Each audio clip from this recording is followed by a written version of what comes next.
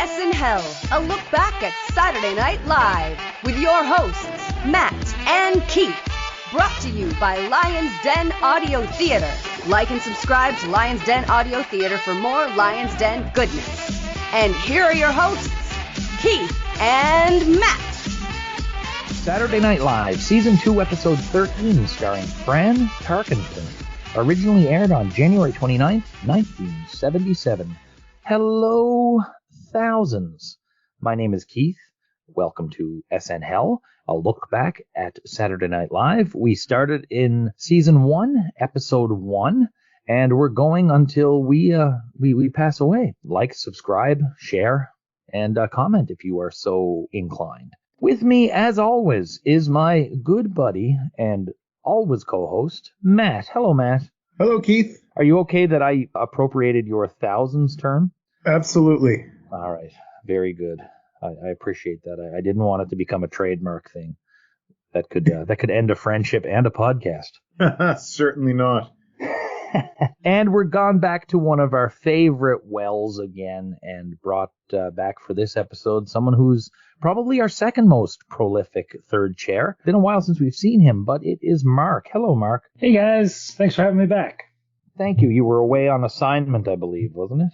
That's right. You had the double header, right? The Steve Martin and then Buck Henry, so we figured we'd put you on ice for a couple weeks. Yeah, it's good. Gave me time to heal up and fix some of these injuries. The nagging injuries that have been getting to me through the season. How appropriate, because tonight's host is Fran Tarkenton, who at the time was the quarterback for the Minnesota Vikings, and they had just lost the Super Bowl. Tarkenton played from 61 to 78 in the NFL. Huge name, probably one of the top sports celebrities of his time. It's a name I've heard many times, but not somebody I have any knowledge or relationship with. I don't know anything about this guy. I never heard of him until this show. I am in a similar boat. All news to me, but pleasant surprise. Oh, nice. Okay. Now, Matt, this is our first athlete to host. You don't like when it's not a performer. How were you sitting on the thought of an athlete coming in? I mean, I don't like it. Yeah. It's the same deal. I don't think these people are a good fit for this particular position. I understand why the show / the network would want them, capitalize on popularity and whatnot.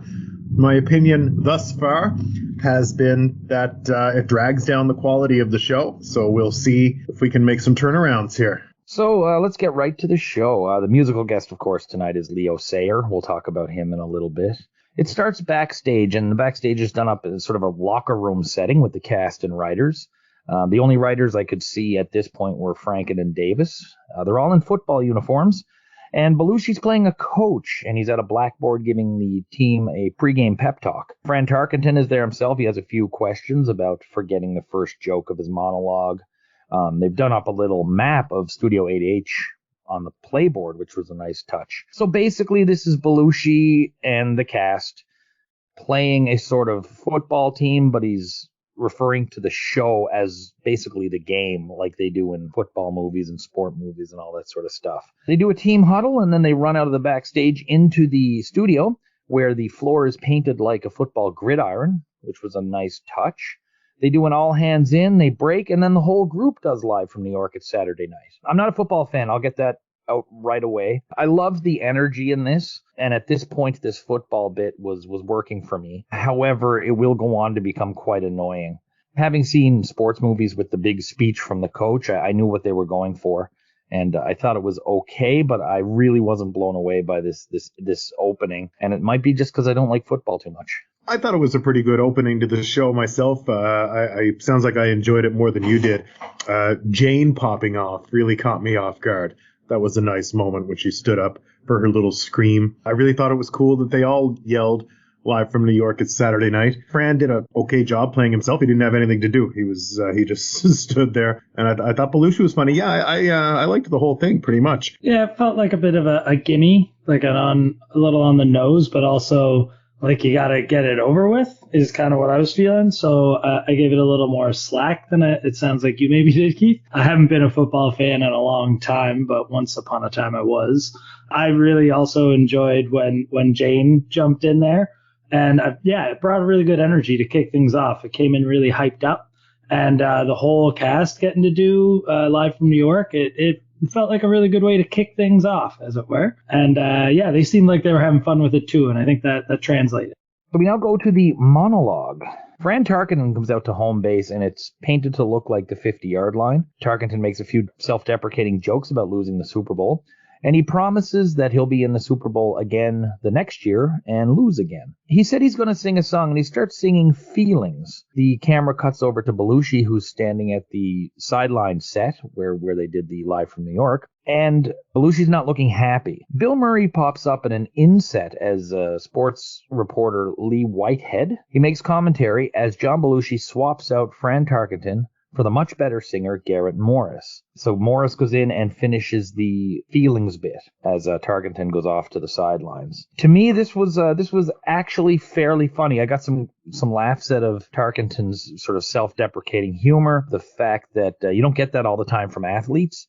And then, of course, to hear Garrett sing this was actually a pretty good idea. At this point, I was still happy with the running football gag throughout the whole episode. Yeah, I liked how they tied it into the cold open. It just sort of felt like it flowed straight out of that, and they were almost continuing a bit. And yeah, I think for someone who isn't trained as a entertainer, Tarkenton did a pretty good job, and I feel like they built this whole thing well around him, having all the outside bits, having the Bill Murray inset, and the running gag of Garrett being such a talented singer, being called in as the ringer at the end. I thought this was quite good, and I had some really good laughs, and it was really refreshing to see how open to poking fun at himself and how not so self-serious Tarkenton was to kick things off. Made me relax a little bit for what was to come. Pretty fun segment, I thought. I really liked the not ready for primetime players in it. Belushi kills that coach role. I really enjoy him in it. Always like to see Garrett getting something to do, whatever it is, especially if it's singing. Voice of an angel. And Bill Murray was hilarious as in the inset as Whitehead. He's bringing an element to the show, I think, that has not been there before when he's getting screen time so far. I got a bad feeling about the personality of this guy, though. He thought he had the charisma of a wet sponge. It was not. It was an inauspicious start for the quarterback. And the wet sponge, that's actually the best thing you've said about any of these non-performers so far. So that's not too bad. Better than a dry sponge. At least you can do something with it. And I mean, to your point a little bit, Mark, yeah. I do like the idea that the show seems to be definitely making the effort to work the show around him, which they don't do for all the hosts. Sometimes it's just really obvious that they have no friggin' clue what to do with the host. And that's definitely not the case here. So we go to a commercial for the Swiss Army gun. And this is Dan Aykroyd doing his Rovco shill. The Swiss Army gun, it's a giant Swiss Army knife. It has a 38 caliber revolver and a semi-automatic carbine and a rocket launcher. And it's about 3 feet long. It's just a huge Swiss Army knife that has all the regular accoutrements of a Swiss Army knife, along with some firearms in there. Aykroyd was great doing his shtick. The prop is what made the difference for me here, that giant friggin' Swiss Army knife. I laughed at this. I really liked it. There was something off, and it looked like the prop was falling apart, but I really enjoyed this. Yeah, it felt a little slower to me than his usual shtick when he's doing these like fast-talking salesman sort of things, but I think it worked because he was so clearly fumbling with this massive unwieldy prop. And like just kind of leaned into that. And yeah, it was just a nice, goofy little bit of fun. I enjoyed it. I thought he got those first few components out okay. He definitely at least tried it once backstage. He knew where, certain things were maybe, but I don't know. I agree. His handling of it was pretty roughshod too. I guess he's a fast talking guy, so he's got to be fast with the equipment. And it was pretty cool. Our next bit is Amy Carter goes to school, or Amy goes to school. So Jane Curtin is a teacher. I noticed in the back, Ann Beats is wearing pretty much a blue version of the clothes that Kristen Wiig will later wear as Gilly, which I thought was kind of funny. So the door opens, and Dan Aykroyd and Bill Murray come in as Secret Service agents, and they're escorting Amy Carter, played by Laraine Newman. Jane Curtin welcomes Amy and starts a test. The Secret Service agents realize that Amy Carter's making some mistakes, and they help her cheat. Gilda catches Amy Carter cheating. Amy and Gilda start arguing. And Bill Murray pushes Gilda into a desk. This actually looked harder than it should have been. The teacher asks a question about the revolution of 1834, and the Secret Service agents who aren't smart enough to help Amy out sidle out of the classroom as they don't know the answer. This was funny. I mean, it was definitely topical. The Carters and I think Teddy Roosevelt were the only presidents to send their kids to public school. It was a big deal at the time, and a couple of jokes in there I enjoyed. I enjoyed the performances maybe more than I enjoyed the material. I think that's a pretty fair assessment about the performances versus the material. Those two Secret Service guys were cracking me up, especially when they railed her into the desk. Holy shit, that was funny. Gilda was so great. She's always good as children. I thought it was pretty good. I guess you're right. There wasn't a ton of jokes. I was thinking, like, of course they can hear them giving her the answers. I'm totally with you guys. The performances really carried this one, from the way, like, right out of the gate, the way they're like Dan and Bill were like backing around and twirling and looking all over the place and just had this real goofy, bouncy, charismatic energy to get things rolling. And when they stuffed Gilda in that desk, I laughed so hard I had to pause for 1 second just so I didn't miss what came next. Because it was just so unexpected and so sharp and jagged the way they drove her in there.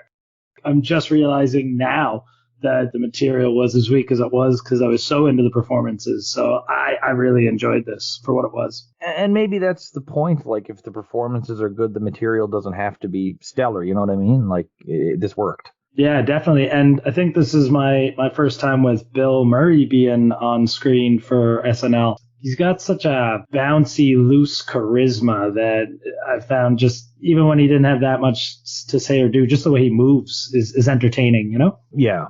So now we go to the sidelines. And for this one, this is writer Jim Downey's on-screen debut.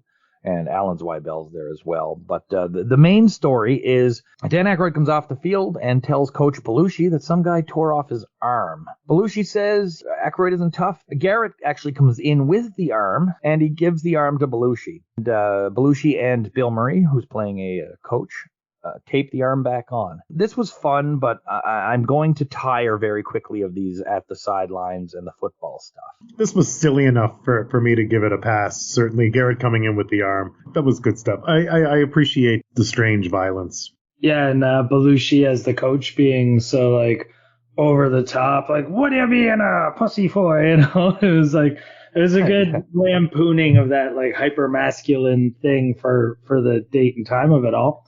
And yeah, I just thought this was goofy, and I definitely had the thought at this point, like, I hope this is wrapping up the football segment of the thing, because we've hit 3 times in what, we're 4 or 5 segments in, and we've already gone to that. But for the segment itself, I thought it was great for what it was. So we go to the music. Musical bio. Here we have Leo Sayer, British-born singer-songwriter. His 4th album, Endless Flight, came out in late 76. Went platinum in both the US and UK, but went double platinum in Canada. The first song is When I Needed You, released in February 77. Okay, this song, he did it well, but this is not my style. This is bubblegum weak guy pop, overflowing with, like, sensitivity. I was listening to the lyrics, because I'm a lyric guy, I've mentioned that.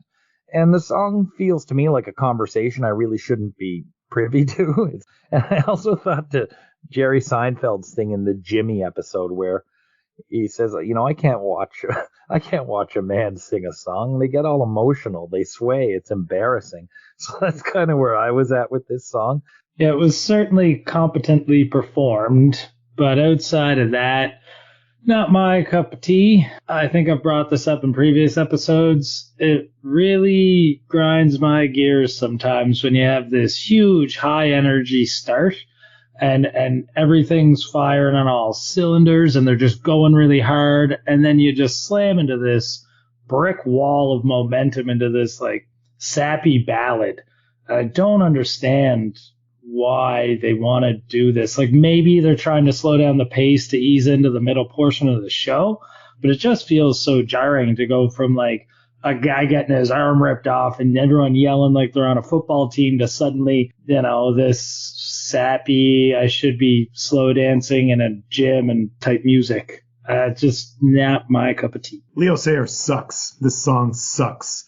The performance was shitty. He looks like a fucking idiot out there on the stage. This was so stupid. Saturday Night Live often misses the mark with music for me.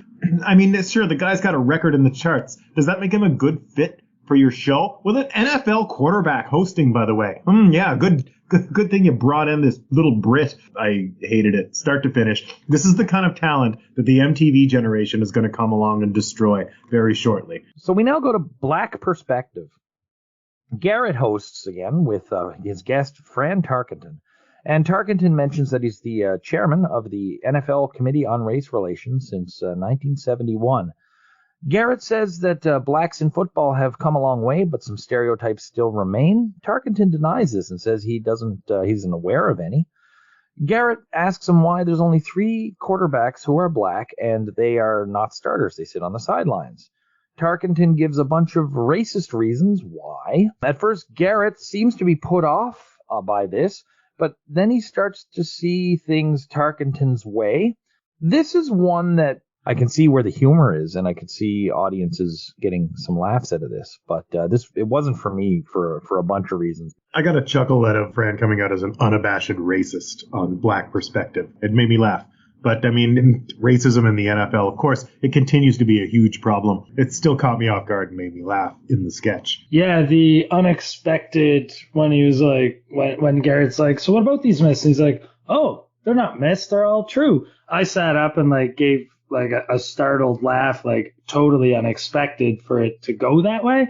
And I'd like to give Tarkenton some credit for having the balls to come out back in the day and be involved in a sketch that's holding the NFL to account for being a super successful white quarterback in 1978. He's saying some shit that his bosses probably weren't too happy about on national TV. Yeah, I thought that was pretty cool of him. I liked how Garrett, just for the sketch, I liked how Garrett sort of played it off near the end. I thought it was another clever subversion. It was nice to see him leading a sketch like this. Our next sketch is the Alsatian restaurant. So Bill and Jane play a couple. They're eating at a fancy home of 2 characters played by Dan Aykroyd and Gilda Radner. They're Alsatian French people who open their homes for dinner parties. Basically, you go to these people's house, they cook you a fancy French meal, and you enjoy it just like a restaurant. So Aykroyd comes in as the waiter chef, and he gives the fancy menu, and he says the soup was made from tomato and leeks. Gilda, his wife, interrupts him and says the tomatoes aren't so fresh, and they get into a little bit of an argument, but nothing too serious, until they go into the kitchen, and things get violent in the kitchen. As they are in the kitchen, they get their daughter Francine, played by Laraine, to play on the recorder for them. It's a tough one to explain, as you can probably tell by now. This is another one. The material wasn't great. The performances were awesome. I don't know. There was something missing that would have made this totally great. Love the performances. Yeah, I found this one took too long getting going. It was like really slow on the front end. I was laughing pretty hard on the back end when I got to the absolute cacophony of them screaming and pans smashing and glass shattering, while Laraine is just butchering that instrument. Jane and Bill, are trying to enjoy their fancy nice meal. I found the energy as it picked up and when it finally resulted in the big stab at the end. And then like Bill pulls the check off the knife and looks and then turns to Jane's like, oh, look at that. That's awfully reasonable. I thought that was a perfect finish, but it did take a while to get going and something did feel like a little off. Like this needed one more go over on the script before it got onto the stage. Gosh, you're right about the performances. I thought everybody was fantastic. This reminded me of Fawlty Towers for very obvious reasons. But I did think Dan and Gilda especially were great in their anchor, especially when Dan came out and his hair is a mess and the T-shirt's untucked and he's still trying to keep it together. Yeah, performances lifted this into a hit for me. I found myself laughing. All right, and the next bit is a commercial sketch. It's for Anabolic Steroids, a breakfast cereal. It's just Fran Tarkenton saying how he basically stays healthy, and it's his breakfast cereal is sugar-coated anabolic steroids. He talks about all the stuff they do. I believe he says they'll turn your grapes into raisins, which is one joke I kind of chuckled at. The money shot, though, is the camera pans out as Fran Tarkenton introduces his wife, who's played by Jane Curtin, and she's there with a beard.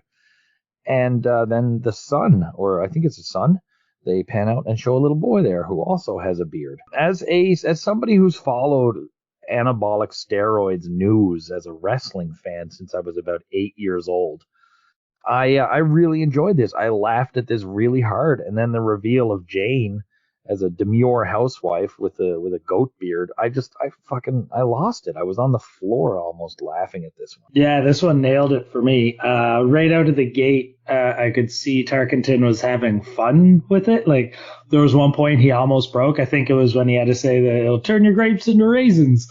And then like a chuckle started creeping out, and he was struggling to get himself back on track. And then, yeah, when it pulls back and Jane just making the best face too, with that big, stupid fake beard she had on. I really enjoyed this. Really good material here. I agree with you guys. I don't even have too much to add, except to reiterate that they're doing a really good job for the most part so far of working with the host. And, you know, they've written some good stuff for him. There's a concerted effort. Like, let's try to get this one. You know, it's been a little hit and miss. They definitely got it right this time. So we go to an audience chyron, and this person flunked body language. So then we're off to Weekend Update. And Jane reads a letter from a fan who misses Chevy because he was so sexy. Jane says she's been getting letters, and the network are pushing for Lauren to replace her because she's not sexy like Chevy was. In a very indignant manner, she says she thought the world wanted responsible journalism, but obviously she was wrong. She responds by ripping her shirt open and exposing her bra and says, "Try these on for size, Connie Chung."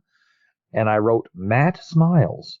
So normally we take a break at the ad, but this is kind of an iconic moment for Jane.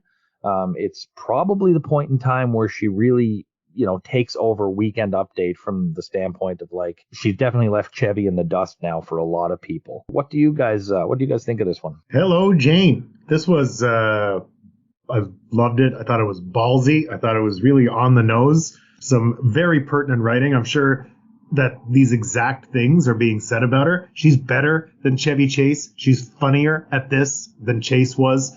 Keith, you said it best. It was about Chevy when Chevy was on it, but when Jane's on it, it's more about the material. But this was really cool to see her putting her foot down about the whole thing. And she's absolutely sexier than Chevy Chase. I was kind of hoping when she got to the end of the letter, she was going to say, "Sincerely yours, Chevy Chase." I was hoping that was going to be the joke. But outside of that, I think this was a really bold, smart move by Jane to just like stomp on any kind of doubts or haters or whatever you want to call it, and just come out guns a-blazing. It was super unexpected. And as soon as it happened, my first instinct was a big laugh and then a big smile. And then I double thought Matt is in heaven right now. So then I got even happier. And it just made me enjoy it that much more. I thought this was fantastic. So there's just a couple of jokes here. I noted in the first half, Jane does a setup that results in the line, "A witch's breast is no colder than the average breast." I think that's a play on the old "cold as a witch's teeth" line. There's a talk about cruise missiles, and then they show some test footage from these new cruise missiles, which is an old silent movie of people running from a cannonball. And then we go to an ad, and it starts with a clip of Fran Tarkenton fumbling a ball. And then he introduces John Belushi, whose mind was destroyed by drugs, and people's donations have helped restore his mental state. Belushi's dressed as a Boy Scout. He says he wakes up, he gets a shot, he goes on a special bus, he goes to a park with rubber walls.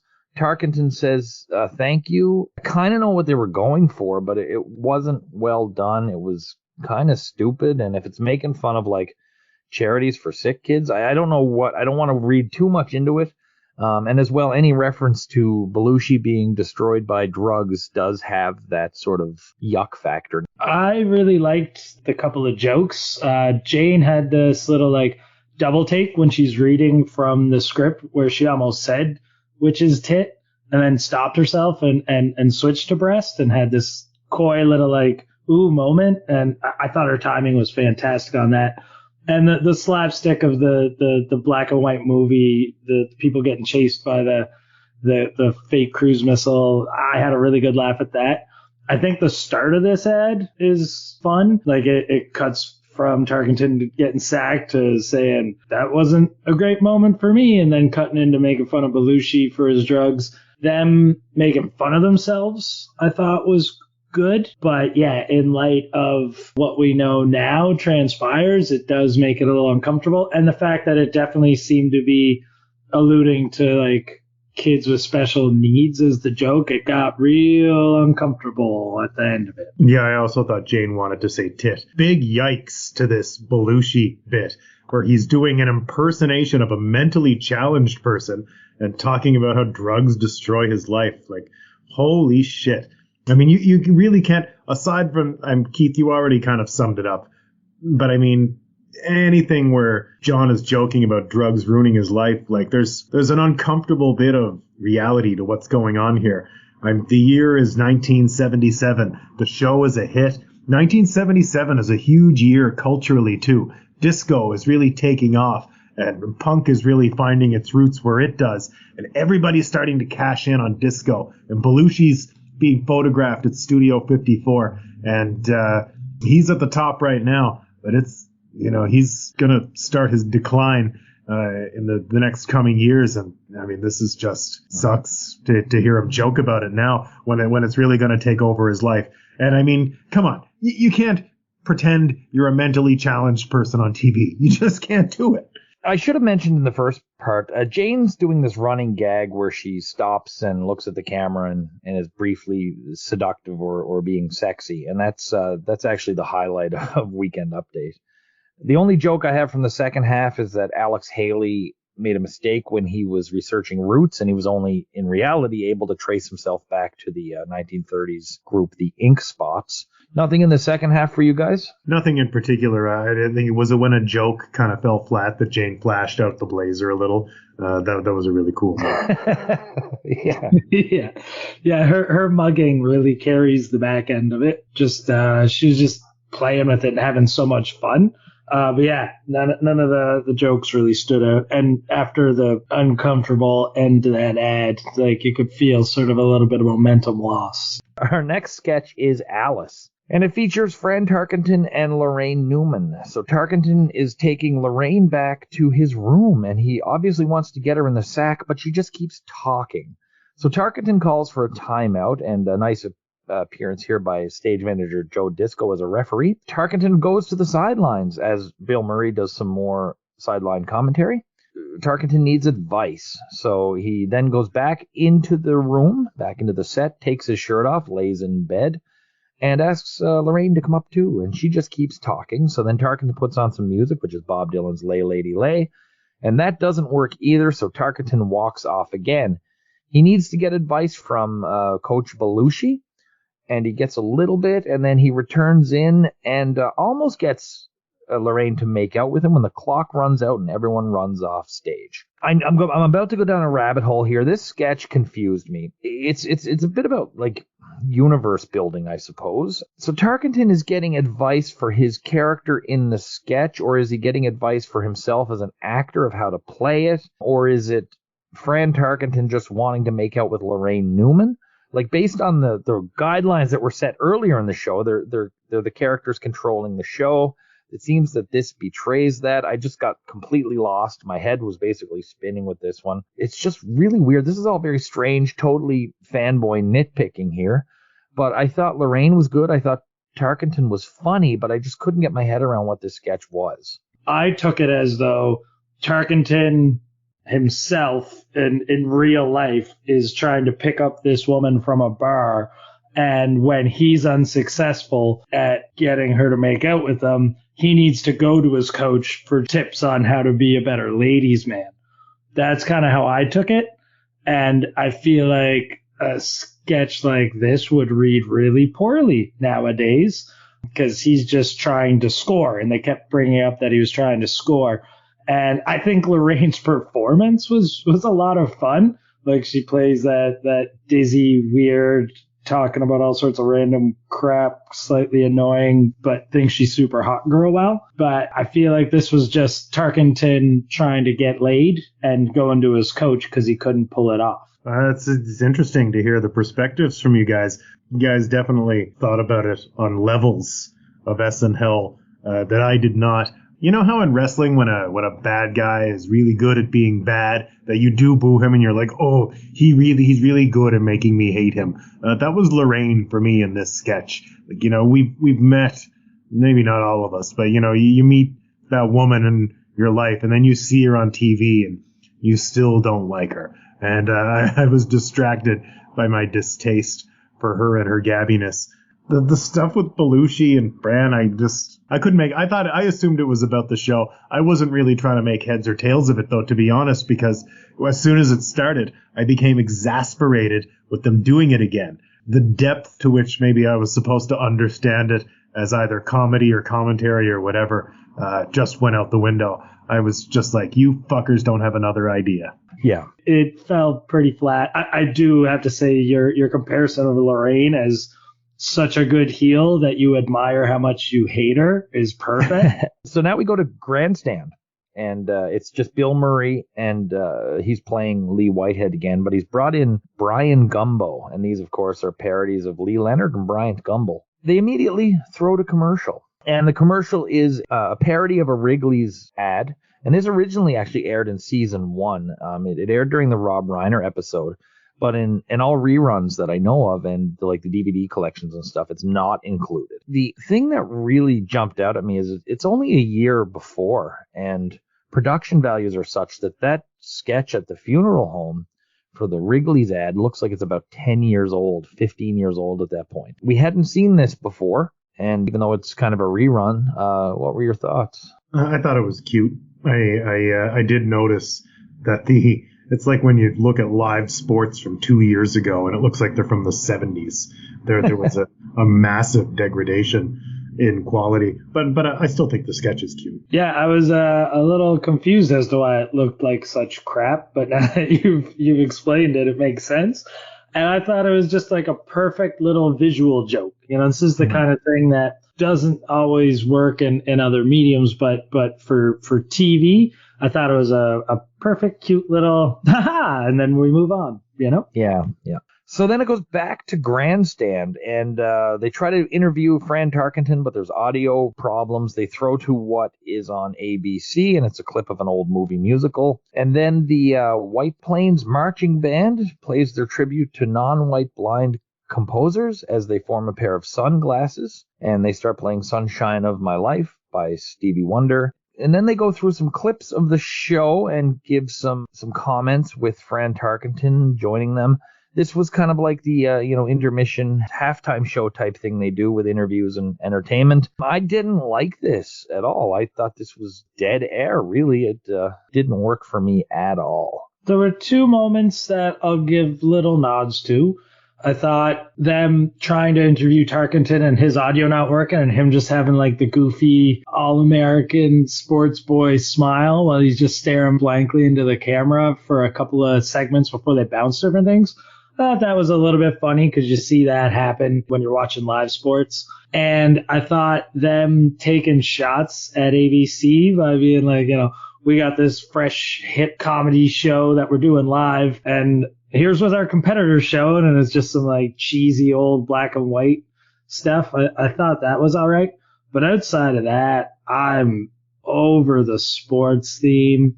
I thought there was a lot of bad attempts at sports jokes. When they finally do get to interviewing Tarkenton too, he takes a shot at another quarterback who I think just had retired recently and had some words for him. And he makes a gay joke about him, and he got like a full-on boo from parts of the audience. Come on now, guys. Come up with something. Like, can't we make this guy be a waiter or a construction worker or something in some other kind of sketch?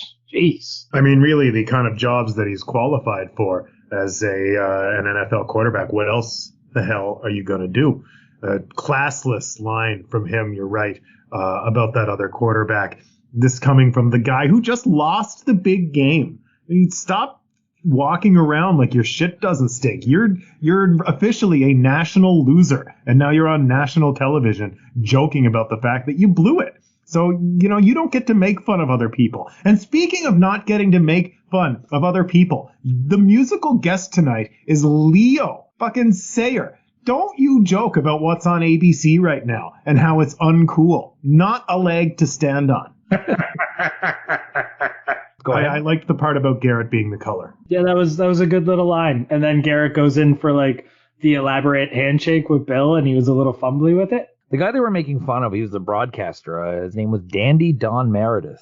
Next musical break is Leo Sayer's You Make Me Feel Like Dancing, and this got a Grammy for the best R&B single in 1978. Number one. Can we take a quick pause there? What a crime. Yeah, that ain't right. Like, I didn't know the Grammys lacked legitimacy this far back. And yeah, he got the Grammy for it, and it hit number one on the Billboard Hot 100. I said 78. It might have been 77. I don't know, but I think it was 78.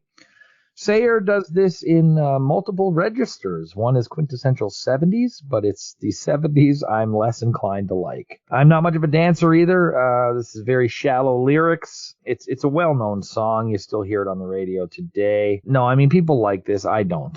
I'm still baffled by the R&B Grammy. This man has neither rhythm nor blues. Like, just non-existent. Like the way he's dancing, I mean, it's impressive to see him hitting the different registers. Like the way he can seamlessly bounce from one register to another was something. But other than that, I'm okay on this. If we could have something else, please. Just to throw on the pile. Terrible performer, in my opinion, Leo Sayer. This is so in 1977, as I mentioned, we're really in the throes of disco. This is definitely a song that's written for a good disco cash-in, and that's really all it is. There's a reason why this stuff doesn't age well, because it was never really good in the first place. We now go to a Gary Weiss film, and he goes to Small Worlds. It's I believe, New York-based company that sets up enclosures and terrariums for unique pets, such as frogs, iguanas, and such. There's a man and a woman there showing off some of their pets. A frog that says hello. There's a corn snake. Lots of shots of animals. This, to me, was about halfway between the joke shop lady, who I adored, and the boring swimming lady, who I didn't particularly like. This was probably, around the comedy club level of interest for me. As far as Gary Weiss films go, definitely not his worst, but definitely not his best. There are two things that I'm a big fan of. Animals. I can watch nature documentaries all day. And people who are slightly odd and dedicate their lives to an extraordinarily specific thing. So I thoroughly enjoyed this. And that bullfrog, man, he was stealing the show the whole time he was on camera. I was a big fan. I enjoyed this okay. I generally like the Gary Weiss weirdos. That's his thing, and I generally like it. This was not his best. This was not his worst. You know what I was thinking about when I was watching it? What does he have to bring to the show for them to be like, nah, this is too weird? I think he's testing it, to be honest. He seems to be. He's just out there doing whatever he wants. He's turning in these randos on the street, talking about whatever. I don't even know if he, at this point, he probably doesn't need to provide artistic justification. He has he's got the contract. Here's my film. You put it on the show. I'm sure if it was ridiculous enough, there'd be some pushback, but because it's all very safe for work. It's all very G-rated. Well, for the most part. Last week's softcore porn with Garrett's ex. Stripping to night moves. I kind of hope that Gary just turns these things in and nobody watches them till they're on air. Probably. I think it's as part of the fun for them too, maybe. Just ride by the seat of the pants. See what he did this week. Ooh. So after the segment, Tarkenton holds a tarantula, which bites him and he throws it. It's obviously a fake one. Then we go to a commercial for French Liquid, and this is the only sketch I could get a writer credit for, and it was written by Michael O'Donoghue. And it's there's a long lineup of women waiting for a French perfume at a makeup counter, and it's a new perfume that smells differently on each person, and it goes through the list, and the smells range from wildflowers to like rabbit pellets and disgusting stuff. I was looking at this lineup, and it's a lot of beautiful women, and then it clicked in that I think all of these women are actually on the SNL staff. Yeah, nice place to work, I suppose. And I may have seen future featured player Yvonne Hudson in the line, who I think was actually a receptionist at that point. I could be wrong. It wasn't a very good shot. So what did you think of French Liquid? I thought it was pretty damn funny. I love the concept that this perfume is making every woman smell different. And some of them it's fantastic, and some of them it's absolutely vile. As they went down the line, I was giggling a little more at everyone.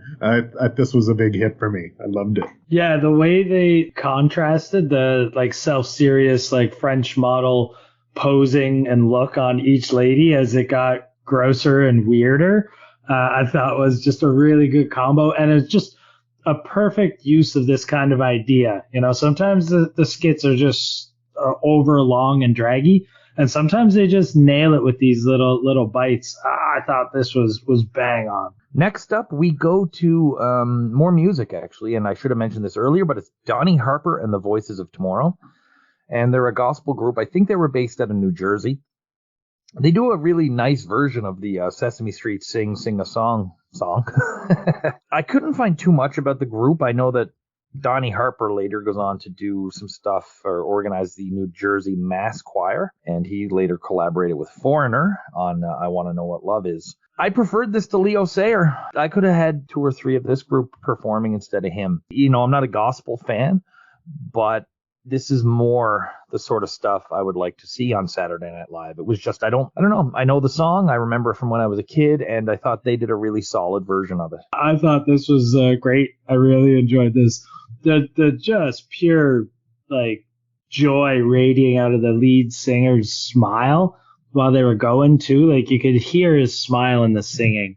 I thought this was really lovely. Definitely a good performance. Definitely an improvement from Leo. Musically, I think it's pretty late 70s AM rock fare. I didn't think there was anything special about the music, but yeah, sure, an infectious performance.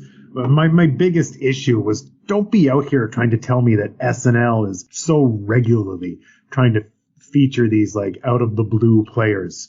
I didn't like that thrown in there. You sell it however you gotta, though, I guess.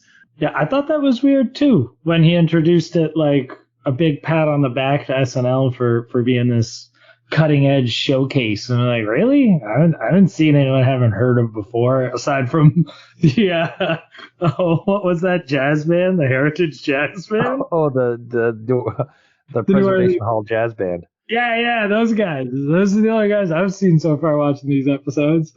And they were a lot of fun.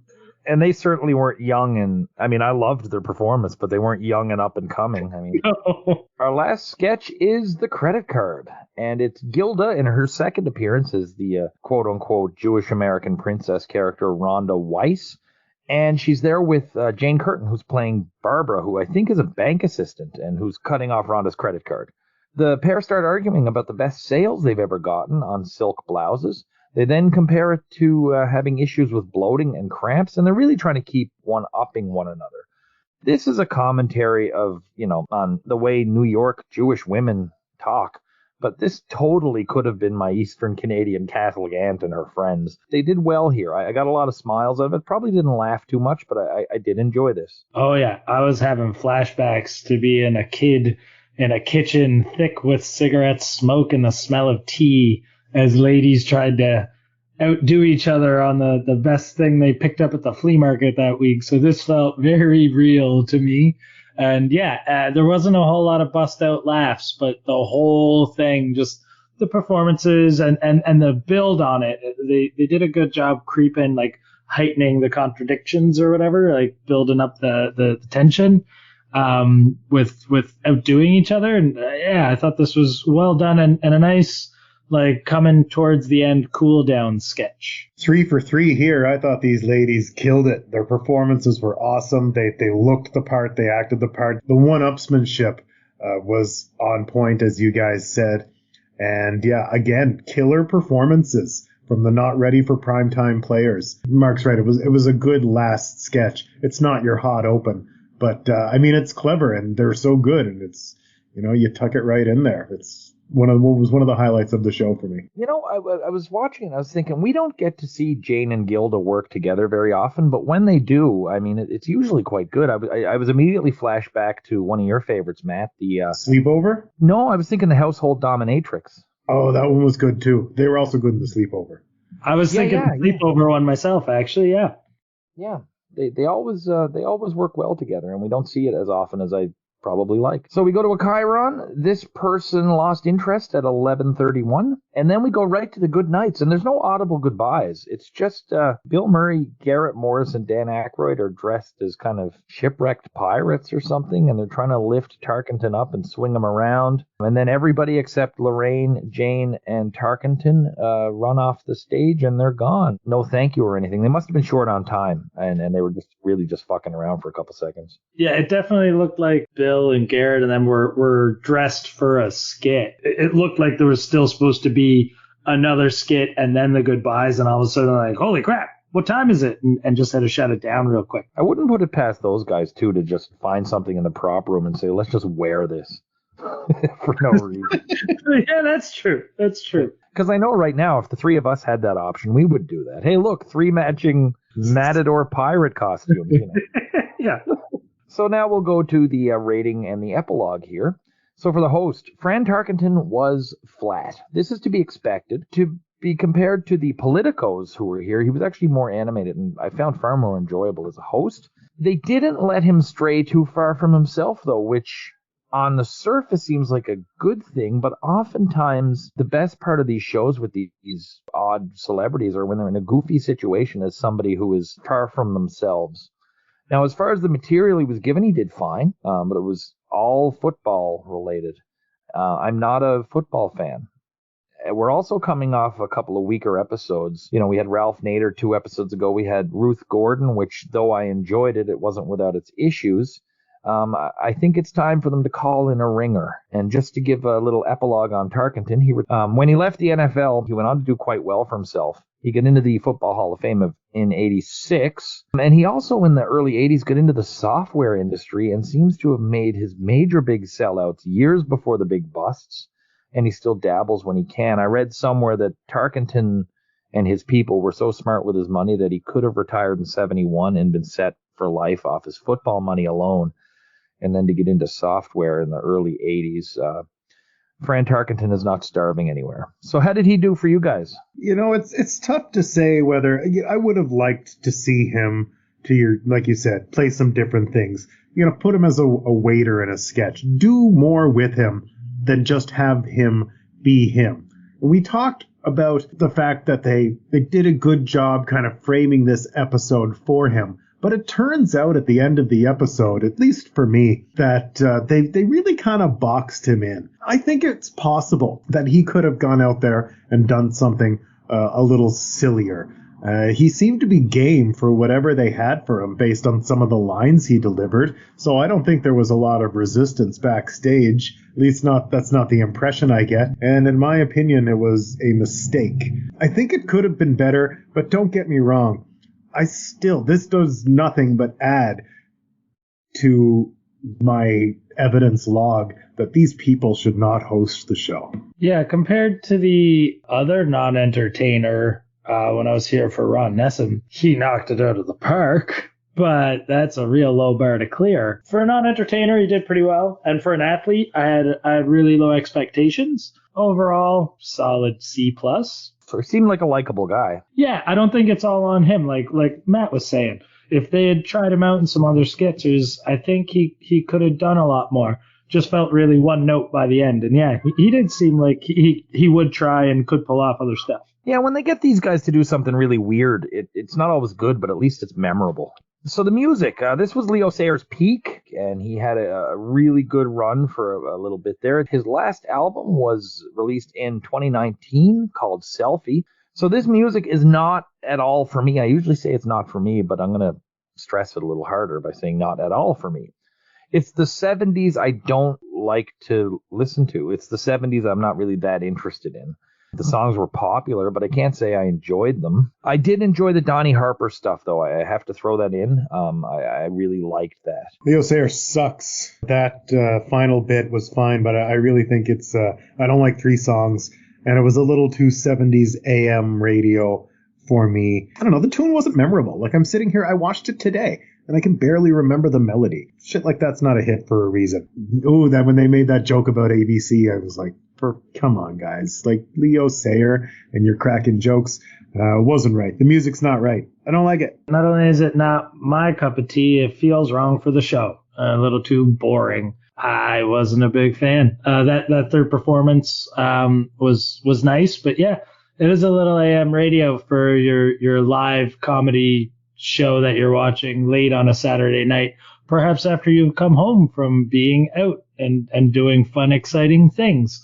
I want to see something with a little more life in it. So what was the worst sketch of the night? Well, whatever that halftime show was. Yeah, didn't care for that at all. Some tasteless things in there, a lot of flat stuff, and the whole football theme was just so played out by then. I was not having it. My least favorite sketch, definitely the Laraine and Fran in bed calling the timeout with Belushi. I'm really checked out at that point and was pissed that they went there again. And I'm sorry, Laraine. It was just too good. It was too real life annoying. Yeah, I was torn between those two, but I did go with Grandstand. In a lot of ways, the performances were not there either. Where at least Laraine was good and Tarkenton was trying, but Garrett and Bill were not good. The material sucked, and it was all over the place in general. So, what was your best sketch of the night?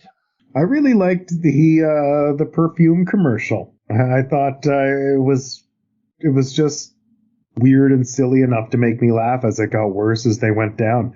And maybe it was just because of all the unfamiliar faces that made it seem a little fresher. I don't know. But they really got me with that one. Yeah, that one was super enjoyable. But I think I got to go with the steroid cereal commercial.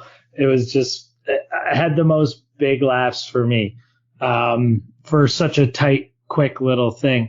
There was a lot of good skits and moments to choose from tonight, but I think that's the one I'm going with. You and I are drinking the same Kool-Aid tonight, Mark. I also went with Anabolic Steroids. I got the impression Tarkenton was at his most comfortable there, and the reveal of Jane with the beard, that was the biggest laugh for me tonight. Just to see a top athlete of the day pushing a cereal, sugar-coated steroids. It's so funny from a lot of different perspectives, really. Who was your star of the night? Jane Curtin. Loved her throughout the show. Everything she was in, she killed. The credit card sketch, Weekend Update, was awesome. She had that bit in the steroid sketch. She screamed her war cry at the beginning. Real good Jane episode for me. 2 thumbs up. Surprised you didn't give it 3 thumbs up, Matt. No, I'd like to give an honorable mention to the bullfrog from the Gary Weiss film, but I gotta completely agree with you, Matt. This was all Jane all day. She nailed it. For 3, lads, I went with Jane. I thought she was head and shoulders, although Laraine did have some real strong points. The teacher, the sexy interludes, good performance of crappy material. Barbara in the credit card, and even in the Alsatian restaurant or the Alsatian chef's home, her reactions to what was going on in the kitchen, and the bearded wife, and it was all good. I actually did a little fist pump when I heard she went 3 for 3. Jane's first sweep, yeah. Okay, overall, regardless of anything else, weak host and a musical guest that didn't fit and didn't do it for me. There's some good points throughout, but there's almost nothing in here where a whole sketch was good top to bottom and nothing wrong. The shorter bits tonight were better, and I think more than any episode we've seen in a while, the performances in general were better than the material. By and large, I think the show gambled by putting all of its eggs in this Fran Tarkenton basket, and it had its moments, but overall, it's a losing show for me. I gave this one a 4 out of 10. I'm a little slightly kinder than you, I guess, and only because of the not ready for primetime players. I really think the cast brought every bit of energy and focus they had to the show. The jokes weren't always there. The host was kind of a dud. The musical guest was an absolute dud. There was not enough ideas for Fran, but on the strength of the not ready for primetime players, I gave it a 5 out of 10. Oof. I totally agree on the host and the musical guest. I did think there was a lot of solid short sketches tonight, which kind of saves it for me. Like the French liquid, the steroids, the Swiss Army gun. These were all hits. Yeah, I feel like there was good momentum, even though there was some times where it just veered completely off the road. So I'm going to give it a 6. So Matt's 5, my 4, and Mark's 6 averages this one out at 5. And the Internet Movie Database gave this one a 6.7, which is fairly close to our old exchange rate here. They ranked it as the 20th best show of the season, 417th best show to date. That sound about right to you guys? Yes, definitely. Yeah. Yep. Yeah, the material, the host, and the music being weak, but I do feel like there was a level of confidence in the performance from the primetime players that I haven't seen up until now. And I did kind of note that, and maybe that's why I was a little more generous in my rating. So, thanks for joining us again, Mark. It's been a pleasure having you back on board. Always a pleasure to join you guys on a Saturday night. Are you aware of who's going to be with us next week? I'm not. So next week we have returning host Steve Martin. Oh. And a British band known as The Kinks. Oh, that sounds like it's going to be a fun episode. And Christine will be joining us for that one. Christine we haven't spoken to since Madeline Kahn. Yeah. I'm really looking forward to hearing this episode. That sounds fantastic. So Matt, thanks again. I'll see you in about a week. Sounds great. Take care. But until then, for your entertainment pleasure, our daughter Francine will play the recorder for you here in SNHell.